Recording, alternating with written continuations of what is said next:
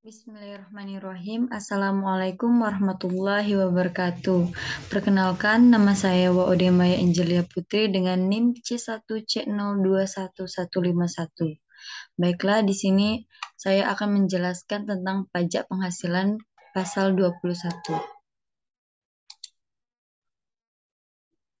Yang pertama, subjek dan objek PPh pasal 21.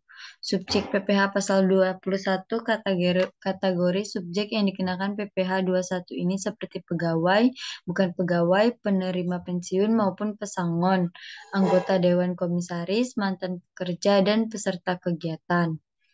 Objek PPh pasal 21. Yang pertama, penghasilan yang diterima atau diperoleh pegawai tetap, baik berupa penghasilan yang bersifat teratur maupun tidak teratur. Yang kedua, penghasilan yang diterima atau diperoleh penerima industri secara teratur berupa uang industri atau penghasilan sejenisnya.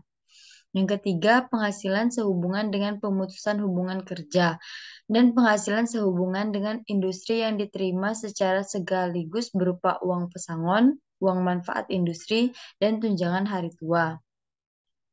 Yang keempat, penghasilan pegawai tidak tetap atau tenaga kerja lepas berupa upah harian, upah mingguan, upah satuan, upah industri, atau upah yang dibayarkan secara bulanan. PTKP PPh pasal 21 seperti yang digambar ini.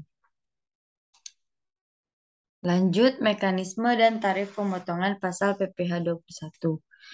Pemotongan PPh pasal 21 terdiri dari yang pertama pemberi kerja, yang kedua bendahara dan pemegang kas pemerintah, yang ketiga dana pensiun, yang keempat orang pribadi pembayar honorarium, yang kelima penyelenggara kegiatan, yang keenam pemberi kerja pemotong PPh pasal 21 yang harus melakukan pemotongan pasal 21 ketentuan tarif yang berlaku.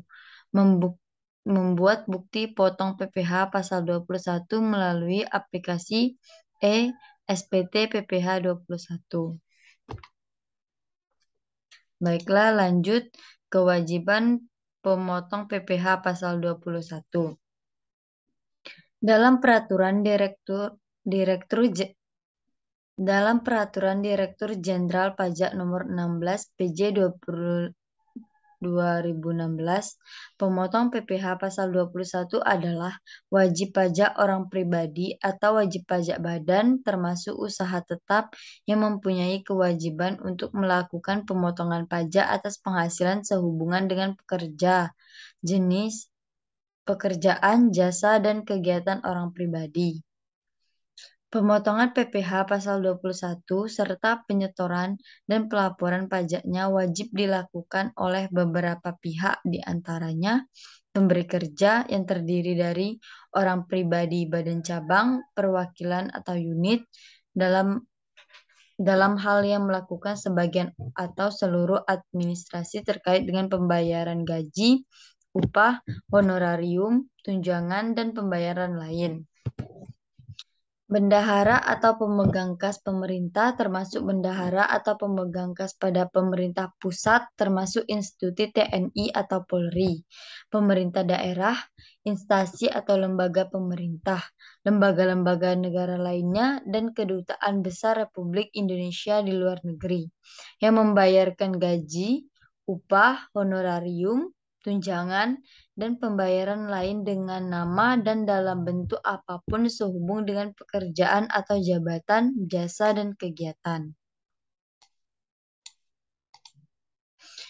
Yang terakhir, kewajiban pemotong PPh pasal 21.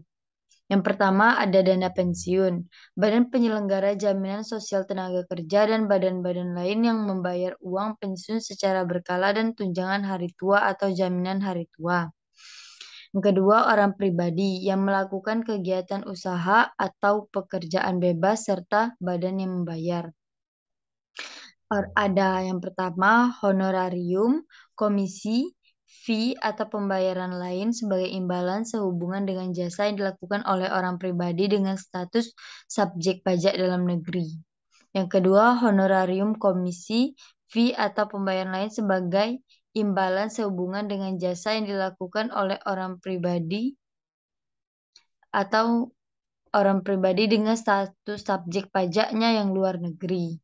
Yang ketiga, honorarium, komisi, fee atau imbalan lain kepada peserta pendidikan dan pelatihan serta pegawai magang.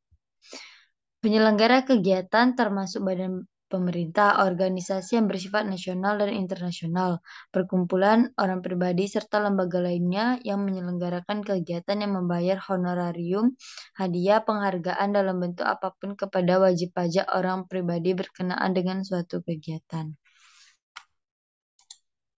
Baiklah, sedikit tadi penjelasan dari saya. Mohon maaf bila banyak kekurangan. Saya akhiri dengan wassalamualaikum warahmatullahi wabarakatuh.